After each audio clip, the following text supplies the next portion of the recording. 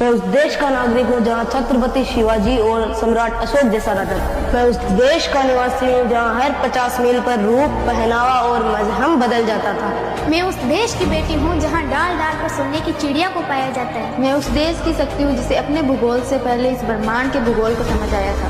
राष्ट्र का विकास और युवा शक्ति के विषयों पर अपने विचारों को लेकर मैं यहाँ उपस्थित हूँ। जब हम राष्ट्र के विकास में युवा शक्ति के महत्व पर चर्चा करने को उपस्थित है तो मैं आपका ध्यान युवा शक्ति की परिभाषा पर आकर्षित करना चाहूँगी। युवा अर्थात क्या? युवा यानी शक्ति, युवा यानी तेज, युवा यानी हिम्मत, युवा यानी साहस, निष्ठा, बलिदान और अनुशासन। उसी के आगे आकाश झुके, युवा जिसकी गरज से धरती कांपे, युवा जिसके वचन से पर्वत दहले और उसी साहस, गरज, विश्वास को धारण करने वाली राष्ट्र की महान युवा शक्ति को मैं नमन करती हूँ। देश का युवा ऐसा होना चाहिए कि ठंडे पड़े अंगार को देखकर हवा को उकसा सके, पर्वतों को फोड़कर जलधारा को निकसा सके, वक्त की रफ्तार से भी तेज जो चल सके, तूफानों को मोड़ दे, आंधियों से मचल सके, उस वीरता की अग्नि का जीवित प्राण हूँ।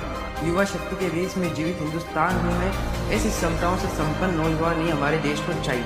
भारत आज विश्व के उस धरातल पर खड़ा है जहाँ से उसे केवल और केवल कामयाबी की उड़ान भरना है। सहस्त्र वर्षों की दास्तां में त्याग कर जब हम उठे थे तब से केवल और केवल 78 वर्षों के भीतर हमने अपने राष्ट्र को विश्व की बड़ी शक्तियों के बीच लाकर खड़ा कर दिया। निश्चय ही 2047 तक भारत विश्व की महान शक्ति संपन्न विकसित राष्ट्र बनकर ही खड़ा होगा।